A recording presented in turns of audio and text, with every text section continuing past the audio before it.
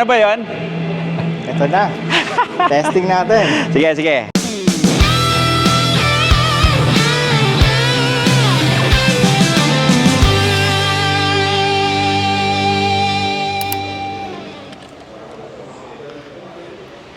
Hoy. Nak.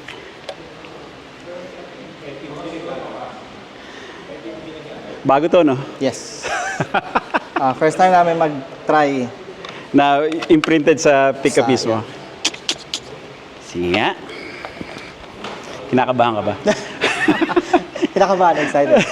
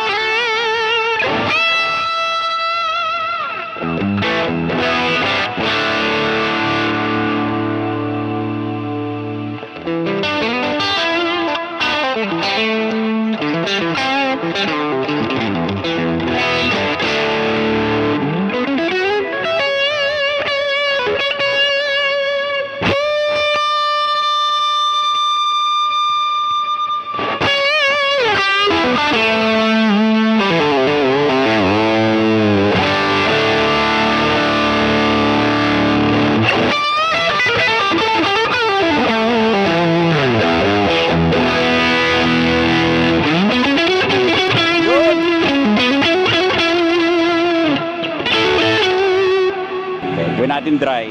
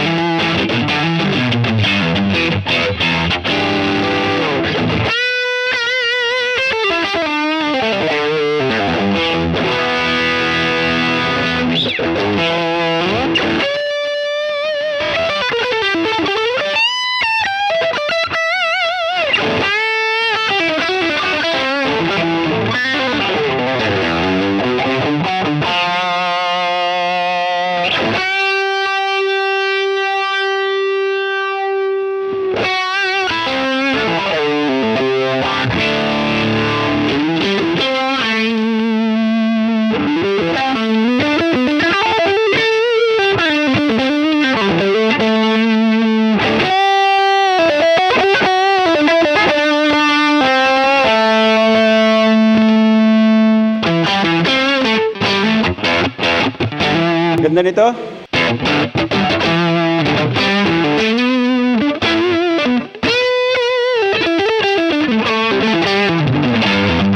Ha? Yung neck, ang mas type mo. Oo. Swak sa neck.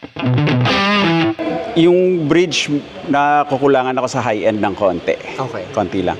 Ito naalala ko yung yung saturate. Mm. Yung Yeah. yung kung talaga bilog yung highs.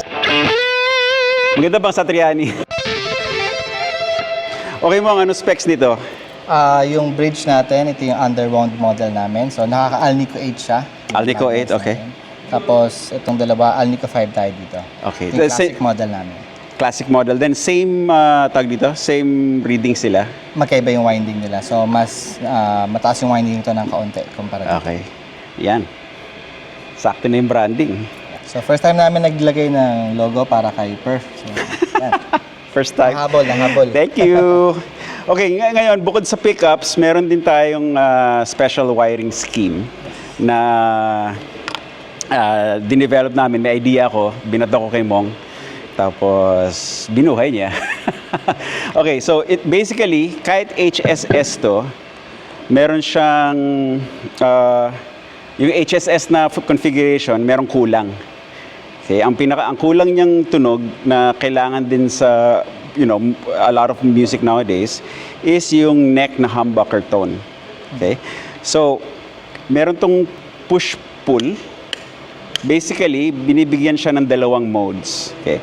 So, pag nakababa ito, ang function ng HSS is parang dual humbucker na gitara. So, humbucker dito, tapos ito, magkakaroon tayo ng isang humbucker sound. Oh. So, bridge, full bridge, right? Split bridge. Tapos, ang furthermost is position 5 is neck only. And then, Position 4 is neck and middle in series. So parang ganito kalaking humbucker yun, di ba? Tama. Oo. Makapal yung tunog. Yes. Tapos para sa akin lang, kasi hindi ako gumagamit ng middle pickup on its own, hiningi ko yung tele-style na configuration. So neck and split na humbucker. Okay, yun. So mas gamit ko to kaysa yung middle pickup lang.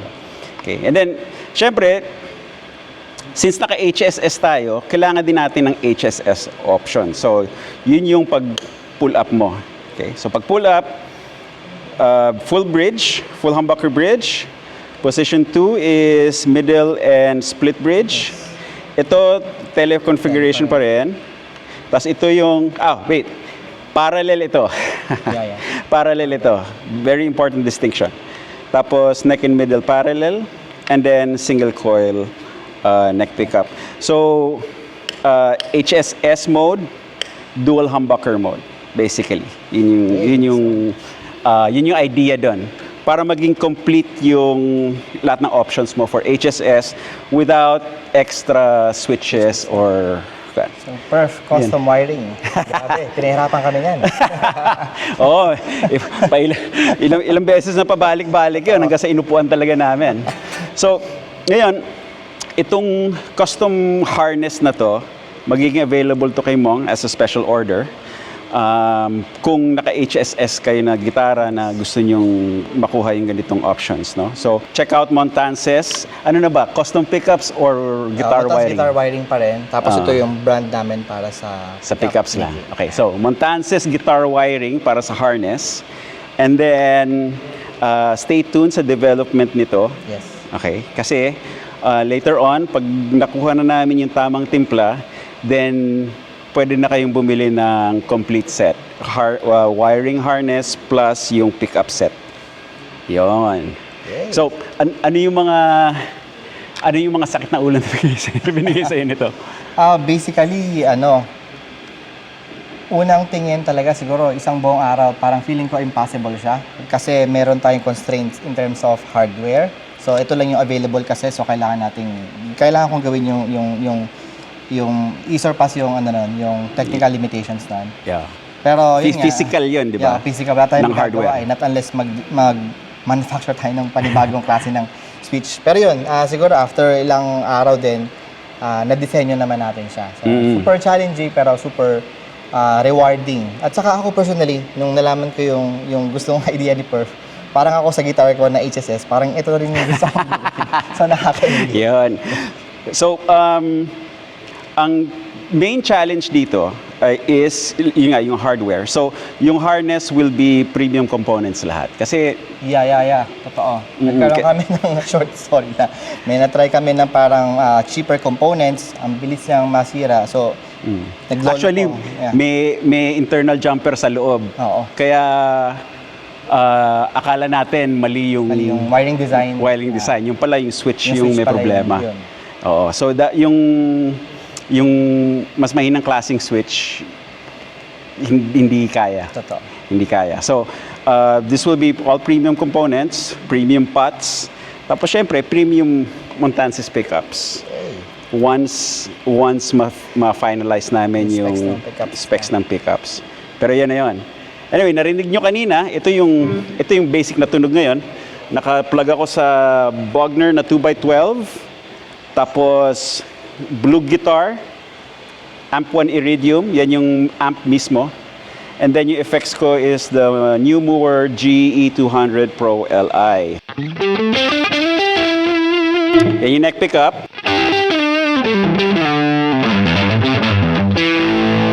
So kahit 24 fret siya na gitara, very stratty pa rin yung tunog.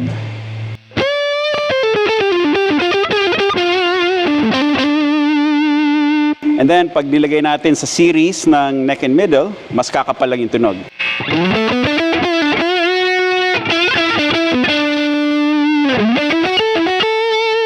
So, pwede ka nang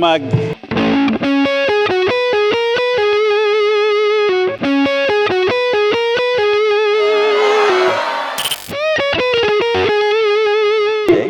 Then, ito yung neck and bridge na split. Switch ko lang sa mas cleaner na tunog.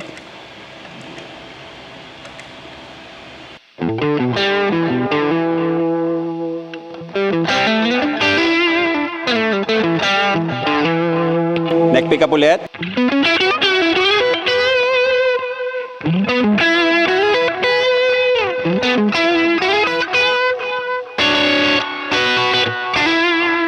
And then, bridge na split.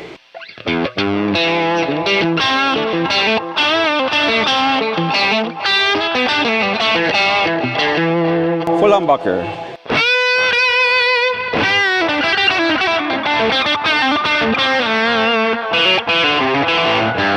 Yan, may kalansing pa rin kahit humbucker.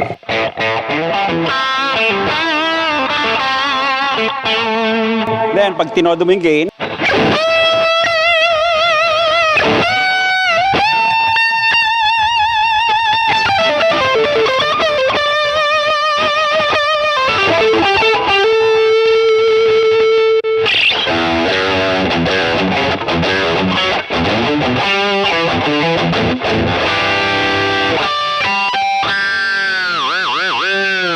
okay. And then for the pull up, balik tayo sa malinis na tunog. Okay. So, full bridge humbucker.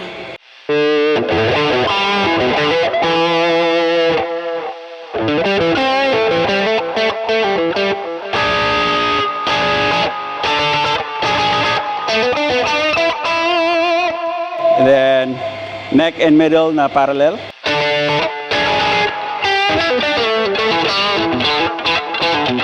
Yan, oh.